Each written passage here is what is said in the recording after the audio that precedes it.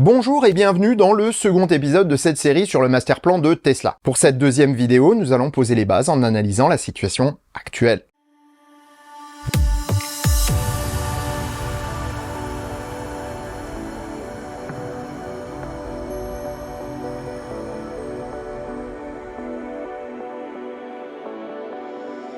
Si ça te plaît, mets un pouce vers le haut et commente. Si ça te plaît beaucoup, abonne-toi.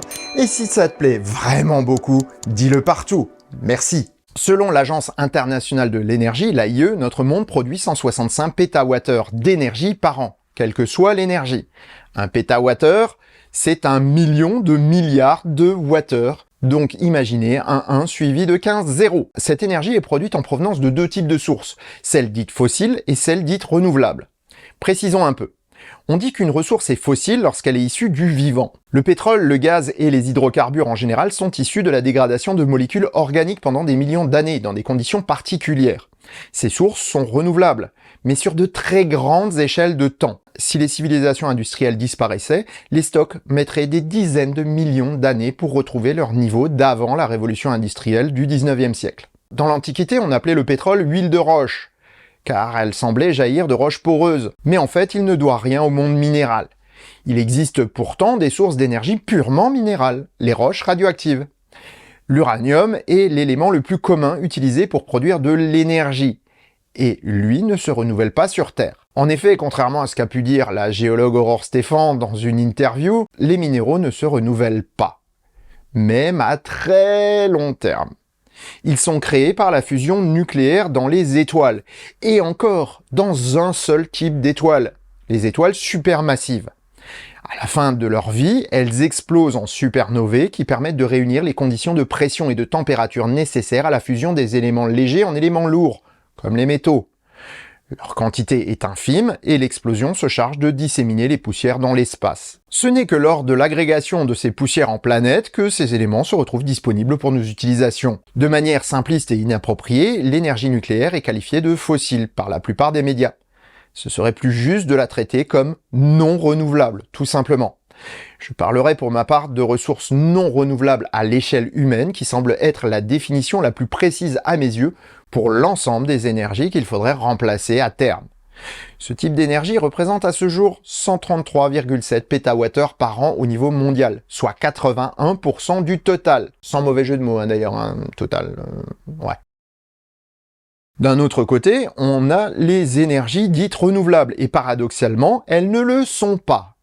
On ne fait que capter la lumière du soleil, la vitesse du vent ou l'énergie gravitationnelle de l'eau. On ne fait que capter une énergie produite en permanence par notre soleil sous une forme ou une autre. Et celle-ci s'épuise sans aucun espoir de recharger le réacteur nucléaire de fusion qui l'abrite. Les seuls qu'on peut renouveler, c'est la biomasse, mais celle-ci utilise aussi l'énergie solaire pour croître. Donc au final, tout découle de la puissance du soleil. Je parlerai pour ma part d'énergie durable pour illustrer leur abondance sur de temps très long. On parle ici de plusieurs milliards d'années. Celle-ci représente 19% des énergies générées par l'humanité. Voyons maintenant ce qu'on fait de toute cette énergie. Nous exploitons globalement deux formes d'énergie, le travail et la chaleur. Le travail est une énergie organisée, permettant de déplacer des objets. La chaleur est par contre utile pour conserver une température idéale à toute une vaste plage d'utilisation. Cela va de la réfrigération aux fournaises qui permettent de produire alliages et métaux en passant par la production d'électricité ou la douce chaleur d'un foyer pendant l'hiver.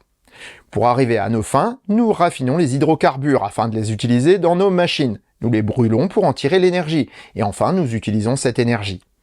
Des énergies non renouvelables, on peut tirer soit du travail, soit de la chaleur, soit les deux. Ainsi, l'essence de nos voitures produit du mouvement et de la chaleur. L'uranium ou le gaz produisent de l'électricité qui sert à nous éclairer, créer du mouvement ou de la chaleur. Globalement, nous produisons donc de l'énergie utile et nous perdons une part de cette énergie en chaleur inutile. Prenons l'exemple de la voiture thermique. 20 à 25% maximum de la capacité énergétique de la combustion du carburant sert à déplacer la voiture. Parfois, lorsque c'est nécessaire, on récupère une toute petite partie des 80% de chaleur perdue renvoyée dans l'atmosphère pour réchauffer l'habitacle. À l'échelle de notre planète, seuls 59,5 pétawattheures sont utilisés sur les 165 produits. Le reste, c'est de la perte pure et simple. Seuls 36% de l'énergie produite sert donc à quelque chose. Avec 7 milliards de personnes sur Terre aujourd'hui, on entend déjà dire que notre planète ne peut pas supporter une telle charge. Et pourtant, seul un tiers des habitants bénéficient du confort moderne. En se projetant dans le temps, l'ONU et des études publiées par exemple dans le Lancet prévoient des estimations de population mondiale entre 7 et 10 milliards d'êtres humains en 2080. En supposant qu'on veuille apporter les mêmes services que ceux que nous avons actuellement dans le monde occidental à 2 tiers de l'humanité, soit 2 fois plus qu'aujourd'hui, en conservant nos manières de faire actuelles, nous devrions produire entre 350 et 500 pétawattheures d'énergie au niveau mondial, pour n'en utiliser qu'en fait 126 à 180 en réalité. Clairement, de tels niveaux de production sont intenables. Cela aura donc pour corollaire une concentration des ressources pour les plus favorisés, à savoir les plus riches. Or, nous l'avons vu dans l'épisode d'hier que de telles restrictions ne seront pas faites sans casse, et les puissants le savent bien. Plusieurs méthodes peuvent alors être appliquées. Contrôle des naissances comme en Chine, fourniture de produits alimentaires fortement transformés de très basse qualité comme aux États-Unis, ou baisse du niveau d'éducation dans les écoles publiques un peu partout dans le monde occidental, sont des moyens d'éviter que la cocotte minute n'explose.